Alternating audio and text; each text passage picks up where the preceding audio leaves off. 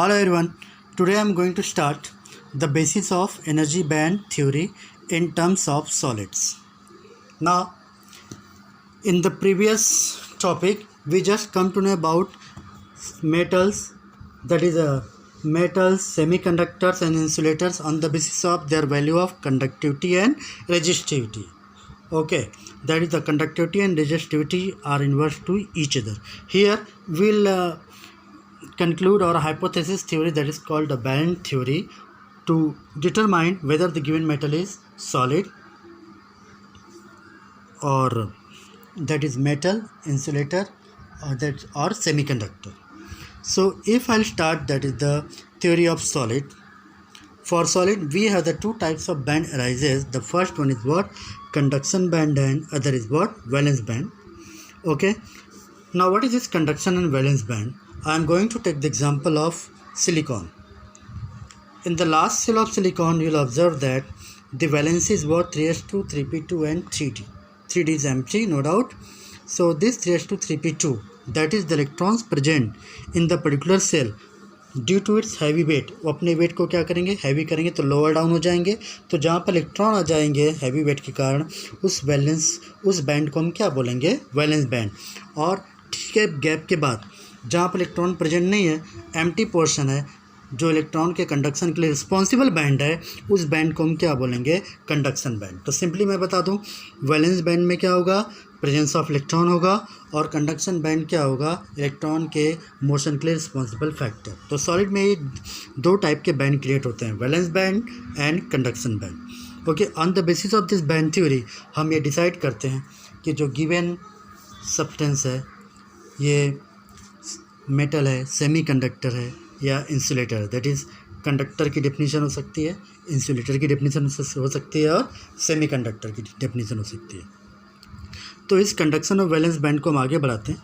इनके बीच में ये जो दो गैप क्रिएट होता है, वैलेंस बैंड में कौन आ जाएगा? इलेक्ट्रॉन. तो इलेक्ट्रॉन आने से ये भारी हो जाएगा और ये वैलेंस बैंड कहाँ आ जाएगा? नीचे की तरफ. और कंडक्शन बैंड हल्का होकर कहाँ चला जाएगा? ऊपर की तरफ. तो इनके बीच की जो गैप होती है, इस गैप को हम बोलते हैं फॉरबिडन गैप. क्या बोलते हैं? Forbidden gap. फॉरबिडन गैप ही एक रिस्पॉन्सिबल फैक्टर होता है जिसके जरिए हम पता कर लेते हैं कि बैंड थ्योरी के हिसाब से गिवन हमारा जो कंडक्टर है, इंसुलेटर है, सेमीकंडक्टर है या जो भी है. ओके, तो अभी आगे बढ़ते हैं. अभी बात करते हैं कंडक्टर की. इफ़ सपोज मैंने एक डायग्राम ड्रॉ किया है यहाँ पर, ये हमारा वैलेंस बैंड है और ये जो है कंडक्शन बैंड है. कौन सा बैंड है? कंडक्शन. और ये कौन सा बैंड है? वैलेंस बैंड है. अगर वैलेंस बैंड और कंडक्शन बैंड के बीच का जो मैक्सिमम डिस्टेंस है कितना हो जाता है? 5 इलेक्ट्रॉन वोल्ट. कितना हो गया? 5 इलेक्ट्रॉन वोल्ट. तो इस गैप के कारण, ये जो 5 इलेक्ट्रॉन वोल्ट है, that is called as forbidden gap.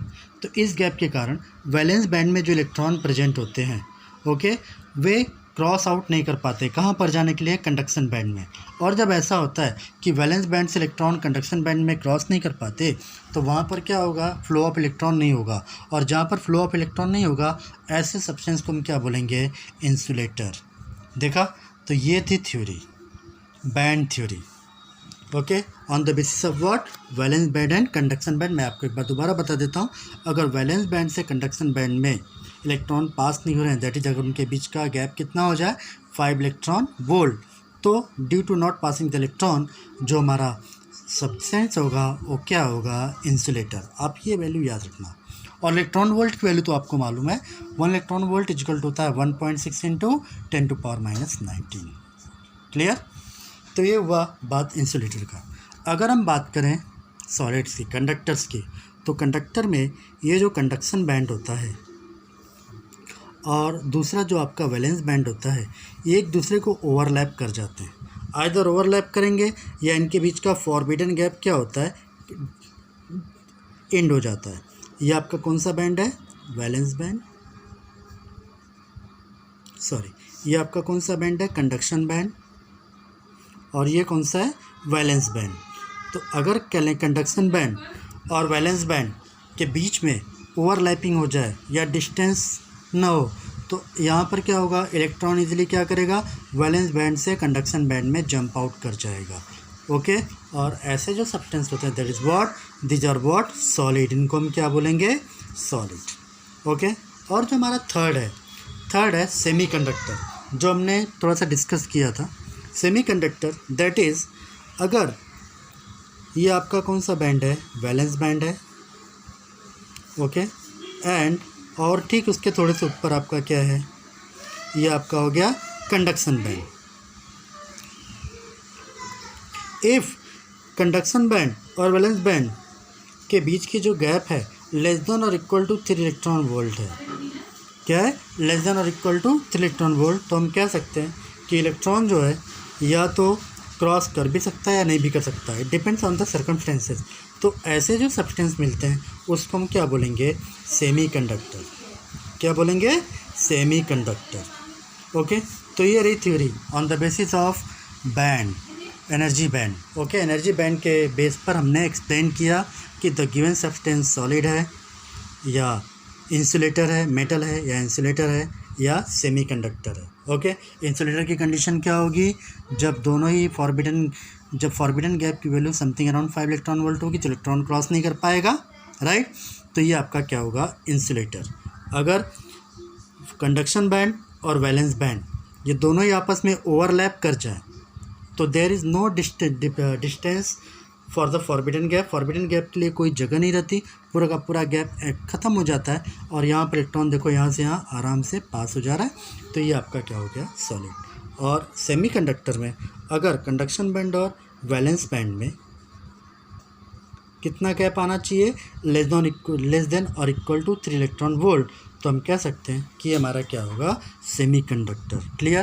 तो ये हमारी एक बैंड थ्योरी थी जिसके बेस पे हमने डिफ़ाइन किया, किसको डिफ़ाइन किया, कंडक्टर, इंसुलेटर और सेमीकंडक्टर को। एक बार मैं आपको दोबारा बता देता हूँ। हमने क्या किया, सबसे पहले सॉलिड में जो हमारे दो बैंड होते हैं कंडक्शन और वैलेंस बैंड कब क्रिएट होता है, जब इलेक्ट्रॉन कहाँ पर होते हैं, वैलेंस बैंड में। तो ड्यू टू दिस हाइपोथेसिस जो वैलेंस बैंड थ्योरी है उसके हिसाब से इलेक्ट्रॉन नीचे आ जाता है और नीचे का पोर्शन क्या होता है, हैवी हो जाता है, और ऊपर का जो लाइटर बैंड हो जाता है कौन सा होता है, कंडक्शन बैंड हो जाता है। तो इससे क्या होगा, इन दोनों के बीच में गैप क्रिएट होता है। उस गैप को हम क्या बोलेंगे, फॉरबिडन गैप। और इसके ऊपर से अलग अलग वैल्यू है फॉरबिडन गैप की। फॉरबिडन गैप इंसुलेटर के लिए कितना होता है, 5 इलेक्ट्रॉन वोल्ट बराबर। सॉलिड के लिए फॉरबिडन गैप ऑलमोस्ट नेग्लिजिबल होता है। और कंडक्टर में ये लेस देन और सेमीकंडक्टर में ये लेस देन और इक्वल टू कितना होता है, 3 इलेक्ट्रॉन वोल्ट। तो this is all about valence band theory. Okay. ये आपको पेज नंबर 469 और 471 पर गिवन है। Okay, with the proper diagram. आप इसको देखना, अगर आपको कोई डाउट हो तो आप उससे पूछना। मैं यहाँ पेज नंबर भी लिख देता हूँ 469 471। मेरे ख्याल से आपको डाउट नहीं होना चाहिए, बस आपको ये 3 चीज़ें याद होनी चाहिए, आप आराम से इस थ्योरी को लिख सकते हो। तो ये 3 चीज़ों का आप नोट्स बना लेना। फिर नेक्स्ट सेगमेंट में हम क्या स्टार्ट करेंगे, हम स्टार्ट करेंगे इंट्रिंसिक सेमीकंडक्टर। जिनके पास बुक नहीं है वो मुझे मैसेज करना, मैं उन्हें बुक का पेज भेज दूँगा। Okay, take care.